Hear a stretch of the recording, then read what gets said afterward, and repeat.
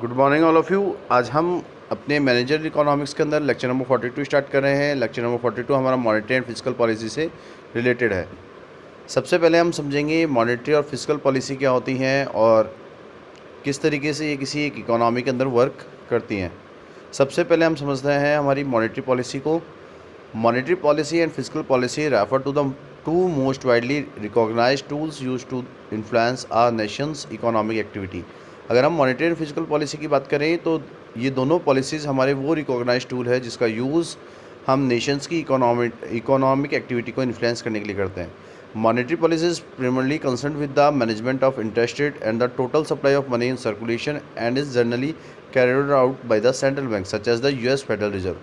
अगर हम monetary policy की बात करें तो मॉनेटरी पॉलिसी के अंदर हम प्राइमली कंसर्न करते हैं कि किस तरीके से हमें अपने इंटरेस्ट रेट को मैनेजमेंट करना है, इकोनॉमी के अंदर टोटल सप्लाई ऑफ मनी का किस तरीके से सर्कुलेशन करना है, और ये सब जो चीज़ें हैं वो मैनेज कौन कर रहा है, हमारी कंट्री की सेंट्रल बैंक्स।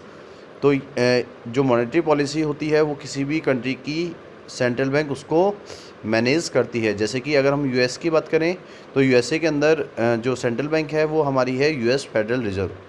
उसके बाद हम बात कर रहे हैं फिजिकल पॉलिसी की। तो fiscal policy is a collective term for the taxing and spending actions of government. अगर हम फिजिकल पॉलिसी की बात करें तो फिजिकल पॉलिसी एक कलेक्टिव टर्म है जिसमें हम टैक्सेसिंग और स्पेंडिंग देखते हैं गवर्नमेंट्स की। In the United States, the national fiscal policy is determined by the executive and legislative branches of the government। और अगर हम यूनाइटेड स्टेट्स की बात करें तो यूनाइटेड स्टेट्स के अंदर नेशनल फिजिकल पॉलिसी को डिटरमाइन करने के लिए कुछ कुछ एग्जीक्यूटिव्स होते हैं, कुछ लेजिस्लेटिव ब्रांचेज होती हैं गवर्नमेंट की जो कि वहाँ की फिजिकल पॉलिसी को देखती है। इसके बाद बात करें हम मॉनेटरी पॉलिसी की तो central banks typically have use monetary policy to either stimulate an economy और to check its growth. Central banks monetary policy का यूज़ इसलिए करती हैं जिससे कि वो ये देख सकें कि इकोनॉमी किस तरीके की है, स्टेबल है, अनस्टेबल है, किस तरीके की ग्रोथ हो रही है। By incentivize individuals and business to borrow and spend monetary policy aims to spur economic activity. अगर हम देखें तो जो मॉनेटरीज पॉलिसी हैं वो हेल्प करती हैं उन इंडिविजुअल्स और बिज़नेस को कि वो अपने फंड्स को बोरो करें और स्पेंड करें किसी इकोनॉमी के अंदर। और मॉनेटरी पॉलिसी का एम होता है कि वो इकोनॉमिक एक्टिविटीज़ को स्प्योर करें। इसके बाद हम फिजिकल पॉलिसी को देख लेते हैं। Government fiscal policies to target the total level of spending, the total composition of spending और बोथ इन एन इकोनॉमी। जो गवर्नमेंट फिजिकल पॉलिसी होती हैं उनका टारगेट होता है कि वो टोटल लेवल देखें स्पेंडिंग का, क्या टोटल कंपोजिशन है स्पेंडिंग का बोथ इकोनॉमी में।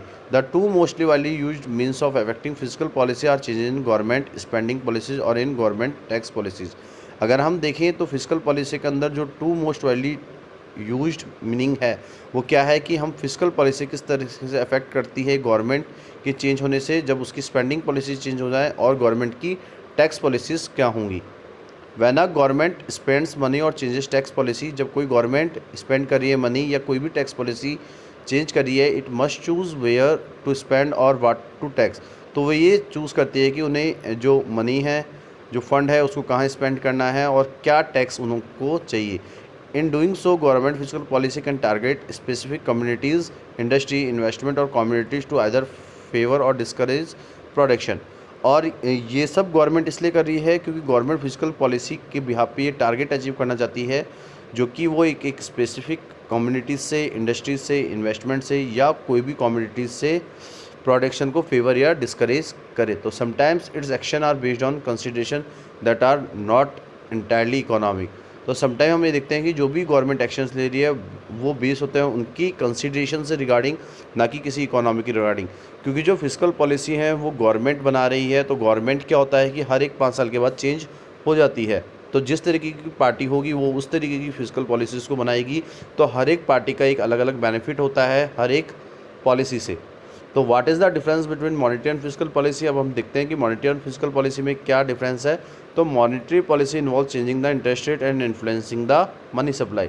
जो मॉनेटरी पॉलिसी है वो इन्वॉल्व कर रही है कि इंटरेस्ट रेट के अंदर क्या चेंजेस हो रहे हैं और किस तरीके से जो मॉनेटरी पॉलिसी है वो हमारी मनी सप्लाई को इन्फ्लुएंस कर रही है और किस तरीके से एक कंट्री के अंदर मनी का सर्कुलेशन किया जा रहा है।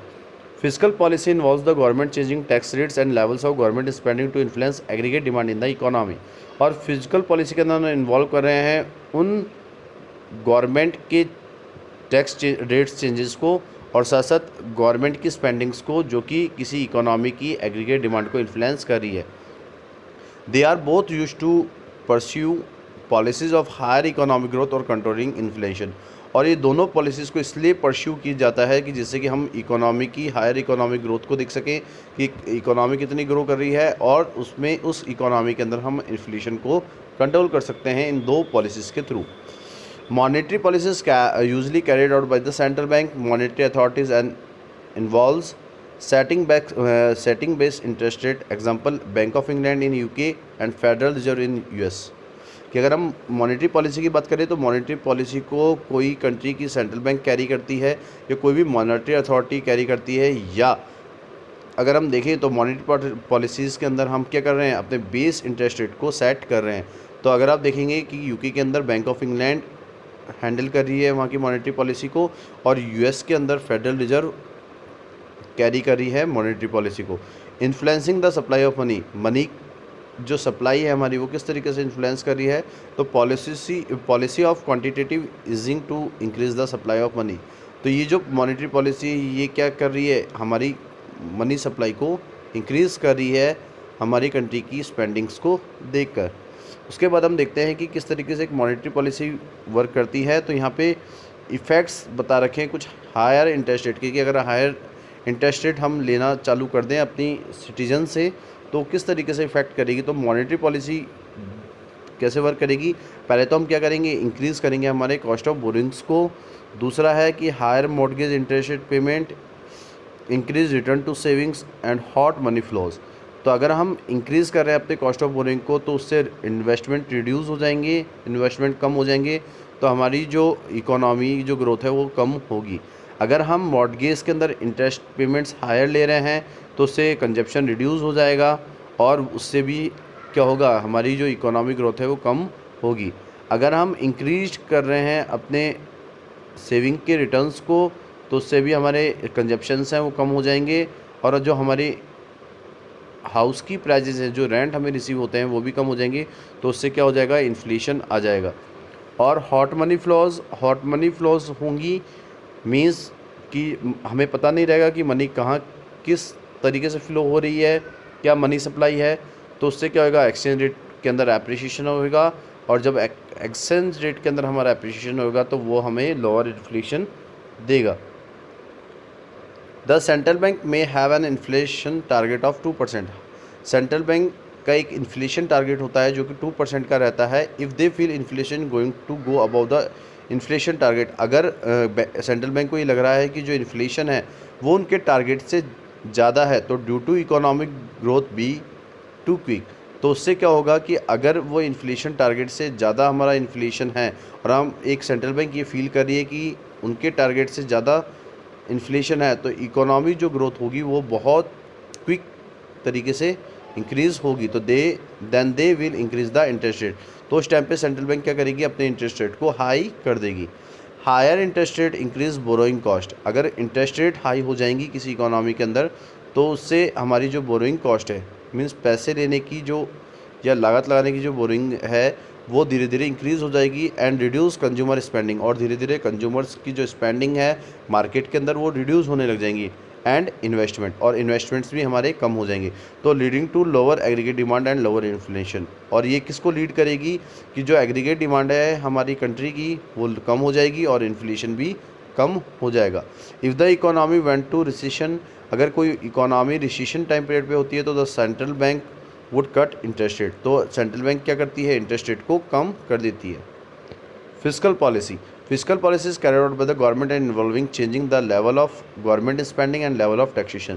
जो फिस्कल पॉलिसी है वो कोई गवर्नमेंट कैरी करती है और उसके अंदर क्या क्या करती हैं, वो लेवल देखती है गवर्नमेंट स्पेंडिंग्स का और टैक्सेशन का लेवल भी देखा जाता है अपनी फिजिकल पॉलिसी में।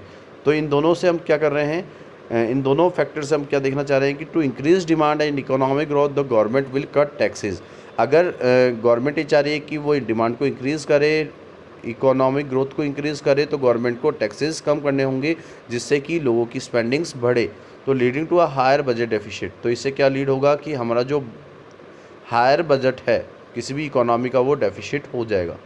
To reduce demand and reduce inflation the government can increase tax rate, अगर गवर्नमेंट चाह रही है कि वो डिमांड को कम करे, इन्फ्लेशन को रिड्यूस करे, तो गवर्नमेंट क्या करेगी, अपने इंटरेस्ट रेट को हाई कर देगी और इससे जो कंज्यूमर्स की जो स्पेंडिंग है वो धीरे धीरे कम होने लग जाएगी। तो इससे क्या होगा कि हम ये लीड करेंगे कि जो हमारा स्मॉलर बजट है वो डेफिसिट हो चुका है। तो आज के टॉपिक के अंदर हमने मॉनेटरी और फिस्कल पॉलिसी के बारे में डिटेल में पढ़ा। आज के लिए इतना ही। Thank you so much and have a nice day.